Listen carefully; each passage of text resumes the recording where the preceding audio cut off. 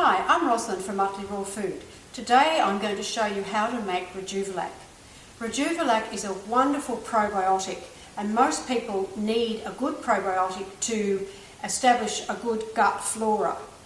This way of making this Rejuvelac is an Ann Wigmores recipe, and it is so simple and so easy and so inexpensive. And that's why I like it, because people don't have time to be doing these things anymore. But I don't want you to have to spend hundreds of dollars on probiotics. So all you're going to need is 2 cups of wheat berries. And they are the hard yellow or white wheat berries. You need 2 soaking bags. You can do without these, but these do make it easy. And then you have 2 good sized jugs. They can be plastic or glass. All I want you to do is add the cup of wheat to the bags. This takes a couple of days to do, so I'm going to demonstrate this in segments. So all we're going to do now is take the bag and rinse or wash the seeds under running water, and then place them straight into the jug and fill that jug up until the seeds are covered. About that much, and that should cover the seeds. And then you're going to allow that to soak overnight or during the day, about 8 hours anyway, whatever suits you, but allow those to soak, and then I'll follow up with the next segment tomorrow. Here we are, it's day 2. Now these wheat berries have been soaking overnight, or if you soak them in the morning, you're going to do this process in the evening, so about 8 hours. Now all I'm going to do is take the wheat berries out of the water, pour the water off, rinse the container out, and simply rinse the berries, because we're going to start sprouting them. That's the process that we're doing. So you know how easy sprouting is. We're just going to rinse that extra water off. We're going to put those back into the container, and this process is going to take probably a couple of days over depending on the temperature and how long they take to sprout, but we're only trying to get a little 1/4-inch sprout from them. So I'm going to rinse these morning and night over the next couple of days, and I'll show you when they're ready to take to the next process. We're now day 4. We started soaking the wheat berries on Sunday. Today is Wednesday morning. So I want to bring you up to date with what's gone on since then. If you have a look at the sprouting bag, you can see that the berries are starting to sprout through the bag. Once you get the sprouts to about this stage, which is about 1/4 inch of a sprout, and it will depend on your own circumstances or your situation, whether it's hot or cold in the room that you're using, to how fast they will sprout. Once you've got them to this stage, all you have to do is rinse them once again, and that's really easy to do. Just rinse them thoroughly, drain them off, and now you're ready to get your Rejuvelac liquid started. So put them back into your container and fill your container with about 2 litres of water, and that's filtered water. We have a reverse osmosis filter, so you fill that up to about 2 litres. Now when you've done that, you're going to let this sit and ferment at room temperature for 48 hours. So that's 2 days. We're doing it in the morning, so Thursday morning, Friday morning, we're going to start, you'll start to see the bubbles at the top, which I'll show you, and your whole drink will start to ferment, and then you're on your way to getting your first batch of Rejuvelac. I just thought I would show you what the top of the water looks like after 24 hours of soaking the wheat berries in the water. So you can see it's already starting to froth. Now I'll just go over to this one and I'll move it around a little bit. and you'll actually see the bubbles starting to come up. So this is the first 24 hours.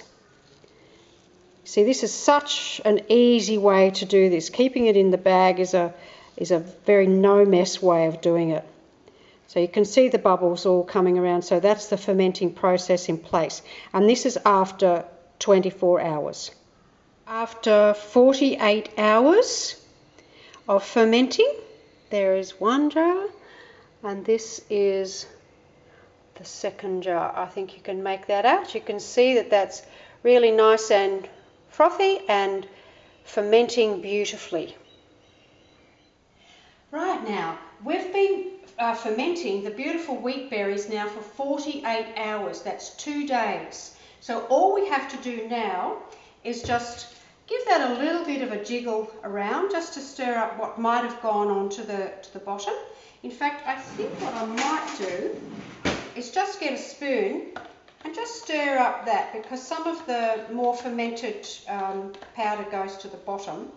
So I'll just give that a stir up, and all you have to do is pour that off into a glass jar, a glass jug, or whatever suits you to fit into your fridge. So that's your first lot of Rejuvelac. And then you just simply refill that jug and you'll get another 2 litres. So that's as easy as it is, and that has a really, really sweet, yeasty kind of odour. It shouldn't smell sour, and it's kind of like a bready, sweet flavour and odour. So you can see that it's quite cloudy, but it's not goopy or, there's no sort of mucousy stuff on it or anything, so you can see it's quite clear. So that is your first jug of Rejuvelac.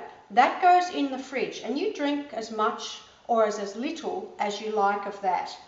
And then this is going to sit for another 24 hours, and then you'll get another lot of Rejuvelac. So you can see how cheap and easy and how abundant, just how much of this drink you can get from simply 2 cups of wheat berries. It's taken 6 days to get us to this stage of the Rejuvelac, and I've done this purposely so that it's a very easy, simple steps to follow so that you can understand exactly how to make Rejuvelac. So you've seen that we've let it sit for 48 hours, and now this is the second batch and the last batch that's been sitting for 24 hours and fermenting. Now again, it has quite a nice sweet, bready kind of aroma, and the berries are quite soft, and I'm going to just go through and just squeeze out, and there's a milky substance that comes out of that. This will make your drink stronger. If you don't want it that strong, skip this step and don't bother squeezing it out. This is the way we like it, but it's a personal choice. And then get a spoon, stir that around, because there will be a milky substance at the bottom, and then pour that into your serving jug. This is the last batch of the Rejuvelac. I'm going to pour a glass for myself, and you can see it's quite milky and creamy, but it smells beautiful. And that is the final process in the Rejuvelac. I've made this batch of Rejuvelac with the wheat berry, but I want to share with you some other berries that you can use to add a variation to your Rejuvelac. You can use rye berry, or barley, or oats, or any combination of those. It will have a slightly different flavour, but it's your choice. Why don't you have a try and give them an experiment and see what works for you. Making Rejuvelac is a very individual process. It depends on a lot of different features within your own environment, and the temperature in which your kitchen is positioned, the season, the flow of air. There can be a lot of different variables in making Rejuvelac. I want to point out things that perhaps can go wrong, because they can. and you may not be able to control your environment as well as you would think you'd like to. So if you get to making any of these processes, whether it's the sprouting process or the fermenting process, and you get a slimy, goopy, smelly, sour, like you just know it's not right, tip it out, because there is no point in going on with the process at any of those stages if you've got slimy sprouts or if you've got a really stinky, sour odour from your drink. It's not worth it. This is a health rejuvenating drink, so it's not something that's worth playing with. So if any of those things happen, make sure you toss it out. Because of the multiple health benefits Rejuvelac has, you might be asking, well, how much of this do I need to have? That again is a very personal and individual choice. I make this for Jim, my beautiful husband, and he has a good glass of this every morning. That's what he starts his day with, and he will have a full glass on an empty stomach, and that's the way he likes to have it. But you can have more than this. You can have a litre of it every day if you want to. You can drink it before meals. You can drink it before you go to bed as the last thing that you have, so that all the good probiotics are working in your gut overnight. Make the Rejuvelac yourself. Taste it, try it, and then make it work for you. And the amount that you want to have is totally up to you. We've shared the process of making Rejuvelac, the problems that can go wrong, and the variations in using different berries to make Rejuvelac. Now I want to share with you why you need Rejuvelac. Apart from being the most cost-effective probiotic that you can take, there are so many other benefits in drinking this amazing fermented drink. It's a rich brew of active enzymes and friendly bacteria. Probiotics mean that it's pro-life, as opposed to antibiotics, which is anti-life. So your probiotics and your friendly bacteria that are in every glass of Rejuvelac do so many things in your intestinal tract.